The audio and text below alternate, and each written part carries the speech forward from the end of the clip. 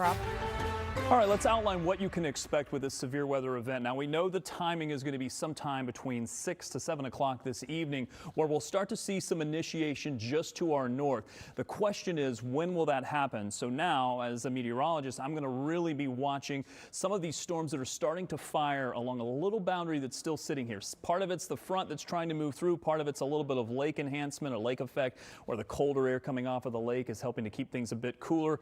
Unfortunately, that can be a trigger for a lot of these storms. I'm going to keep watching these as they eventually move into northwestern parts of Indiana, because whatever happens here will eventually slide to the south and east and likely impact Logansport, Peru, Grissom. We're looking over into Marion, Kokomo, eventually into Muncie. Those are the areas that we're going to be watching for that possibility. There is some lightning with this cell, probably producing some hail as well. We had some storms earlier that were producing some small hail, and the reason that's important is because I want to see what the mode of this severe weather event is. And what I mean by that is, will this be a tornadic event? Will this be a damaging hail event? Will this be a gusty wind event? All indications are now we think this is going to be a hail and wind event, and I'll show you that here in just a moment. Let's talk temperatures, because they're going to go from the 80s, and then this front will slide through and cool us down very dramatically, similar to what we saw on Sunday, where the temperatures got into the upper 80s, and then within minutes we dropped down into the 60s and then eventually into the 40s. We'll have a similar drop for tonight. It's going to be much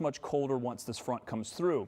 As that front comes through, it's going to come with that chance for storms. So here's Future Track. This particular run of Future Track between 6 and 7 does have those storms rolling into, say, Logansport, eventually into Lafayette. I know there's going to be a lot of folks out there kind of keeping track of what's going on with the game. Sometime after around 7 o'clock, you may have some storms rolling through. Keep that in mind. Hopefully we won't have any power outages, but the way the models are starting to depict this, it does look like this could be a gusty wind situation. And of course, we're going to keep an eye on the possibility of some hail with this, potentially even some large hail, according to some of the latest data that we've been watching.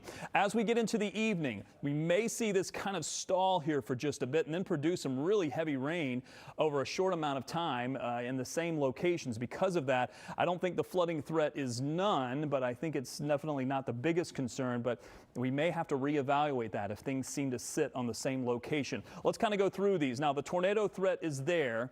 I definitely think it's the lower of the threats, but I still don't want to leave it out. We do expect that if there are tornadoes, some of those could be on the stronger side, but the threat is not the highest with tornadoes. The threat right now is the highest essentially with hail, where the National Weather Service, more specifically the Storm Prediction Center, has put this 30% category here. And what that basically means is for any given location within that contour, within about 25 miles, you have a 30% chance that you could see damaging hail. That would be hail of about 2 inches in diameter or larger. It's actually 1 3/4 of an inch in diameter. We're also looking at that moderate risk for the possibility of some damaging winds. This is also a concern, and you see that hashed marching contour there that just is going to let you know, hey, some of these could be over 70 miles per hour with some of the storms that are going to roll through. So keep that in mind. Tomorrow, much cooler after this front goes through. It may still have a little bit of rain wrapping up as we get into tomorrow morning, but I think the second half of the commute is going to be fine.